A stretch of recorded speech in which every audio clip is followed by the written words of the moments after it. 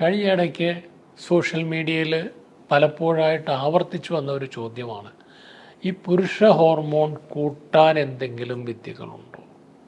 അതിനേതെങ്കിലും പ്രത്യേക ഭക്ഷണം കഴിച്ചാൽ മതിയോ? എല്ലാ മനുഷ്യരുടെയും ശരീരത്തിൽ ഇത്തരം ഹോർമോണുകൾ സ്വതവേ തന്നെ ഉൽപ്പാദിപ്പിക്കപ്പെടുന്നുണ്ട്. അത് പ്രത്യേകിച്ച് കൂട്ടേണ്ട ആവശ്യമുള്ളത് അത് ഗണ്യമായി കുറവുള്ള വ്യക്തികളിൽ മാത്രമാണ്. ഒരു രോഗഗ്രസ്തമായ അവസ്ഥയിൽ ടെസ്റ്റോസ്റ്ററോൺ കുറഞ്ഞു കഴിഞ്ഞാൽ അതിൻ്റെ കാരണം എന്താണെന്നുള്ളത് നമ്മൾ കണ്ടുപിടിച്ചിട്ട് അതിനെ ചികിത്സിക്കേണ്ടതാണ്. ഉദാഹരണത്തിന് നമ്മുടെ ലാബിൽ ഉപയോഗിക്കുന്ന മെഷീൻ ആബട്ടിൻ്റെ ഇൻ്റർനാഷണൽ സ്റ്റാൻഡേർഡ്സിലുള്ള മെഷീനാണ് ഹോർമോൺ ടെസ്റ്റുകൾ ചെയ്യാൻ. ആ മെഷീനിൽ 142 മുതൽ 923 വരെ നാനോഗ്രാം പെർ ഡെസിലിറ്റർ, അതാണ് അതിൻ്റെ യൂണിറ്റ്. അപ്പോൾ ഈ ഒരു വാല്യൂവിനിടയ്ക്ക് വരുന്ന ഏത് ലെവലും വളരെ നോർമലായിട്ടാണ് കാണുന്നത്. പിന്നെ ഈ പറഞ്ഞ വാല്യൂസ് നിങ്ങളിത് കാൽക്കുലേറ്റ് ചെയ്യുമ്പോൾ നാനോഗ്രാം പെർ ഡെസിലിറ്റർ ആണോ അല്ലെങ്കിൽ mg പെർ ലിറ്റർ ആണോ, ആ തരത്തിലത് കൺവേർട്ട് ചെയ്യുമ്പോഴും മറ്റു പല മെഷീനിൽ ചെയ്യുമ്പോഴും മെഷീൻ്റെ അനുസരിച്ചിട്ട് അവരുടെ നോംസിൽ ഡിഫറൻ്റ് ഉണ്ടാവും. അത് ശ്രദ്ധിക്കണം.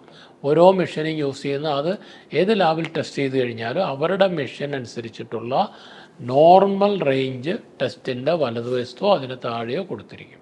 അതുമായിട്ട് ആ നോമിൻ്റെ സ്റ്റാൻഡേർഡ് അതുമായിട്ടാണ് നമ്മൾ കമ്പയർ ചെയ്ത് നോക്കേണ്ടത്. അപ്പോൾ ടെസ്റ്റോസ്റ്ററോൺ കുറവുള്ള ആൾക്കാർക്ക് ആണ് അത് കൊടുക്കേണ്ടത്, സപ്ലിമെൻ്ററി ആയിട്ട് കൊടുക്കേണ്ടത്. അല്ലാത്ത വ്യക്തികൾക്ക് സപ്ലിമെൻ്ററി ആയിട്ട് ടെസ്റ്റോസ്റ്ററോൺ കൊടുത്താൽ ഉള്ള ടെസ്റ്റോസ്റ്ററോൺ ഉൽപ്പാദനത്തിനെ അത് ഇല്ലാതാക്കും, അത് ദോഷം ചെയ്യുകയാണ് ഉണ്ടായത്. ഇനി ഏതെങ്കിലും പ്രത്യേക ഭക്ഷണം കഴിച്ചു കഴിഞ്ഞാൽ ഇതൊക്കെ കൂടുമോ എന്ന് ചോദിച്ചാൽ അത്തരം കാര്യങ്ങൾക്ക് പ്രത്യേകിച്ചൊരു ഭക്ഷണം ആരും കണ്ടുപിടിച്ചിട്ടില്ല. പിന്നെ നെറ്റിൽ നോക്കുമ്പോൾ നിങ്ങൾ ഇന്ന വസ്തുക്കൾ കഴിച്ചു കഴിഞ്ഞാൽ ഇതെല്ലാം കൂടും, നിങ്ങളുടെ ലൈംഗികശേഷി കൂടും എന്നൊക്കെ പറഞ്ഞിട്ട് പല അവകാശവാദങ്ങളുമുണ്ട്. ഇതിനൊന്നും യാതൊരു സയൻറ്റിഫിക് ബേസിസുമില്ല. ഒരു ഗവേഷണത്തിലൂടെ കണ്ടെത്തിയ ഒരു റിസർച്ച് എവിഡൻസും ഇല്ലാത്ത കാര്യങ്ങളാണ് ആൾക്കാർ പറയുന്നത്.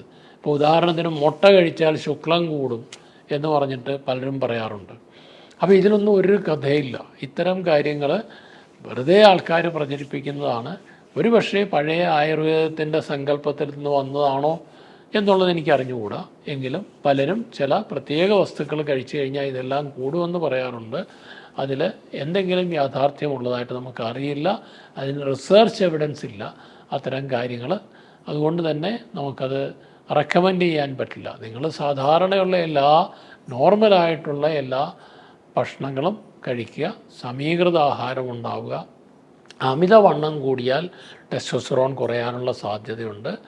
അമിതവണ്ണം ഒഴിവാക്കുക, റെഗുലറായിട്ടുള്ള എക്സർസൈസ്, കൃത്യമായ ഭക്ഷണം, ഇതൊക്കെയാണ് വേണ്ടത്. അങ്ങനെ ആകുമ്പോൾ നിങ്ങൾക്ക് ഹെൽത്തി ആയിട്ട് തന്നെ മുന്നോട്ട് പോകാം. ഇനി ആരെങ്കിലും ടെസ്റ്റോസ്റ്ററോൺ കുറവുണ്ടോ എന്ന് ടെസ്റ്റ് ചെയ്യാൻ വേണ്ടി ഏതെങ്കിലും ഒരു ലാബിൽ പോയി ടെസ്റ്റ് ചെയ്തിട്ട് ആ റിസൾട്ടുമായിട്ട് ഇങ്ങോട്ട് വരാൻ നോക്കണ്ട. പലരും ചെയ്യുന്ന ഒരു പണിയാണ്, എന്നാൽ ഡോക്ടറെ കാണാൻ ഞാൻ ടെസ്റ്റ് ചെയ്തിട്ട് വന്നേക്കാം. അങ്ങനെയല്ല. ടെസ്റ്റുകൾ ചെയ്യേണ്ടത് നിങ്ങളെ ഏത് ഡോക്ടറാണോ കാണുന്നത് ആ ഡോക്ടർ നിർദ്ദേശിക്കുന്ന ടെസ്റ്റുകൾ ചെയ്യണം.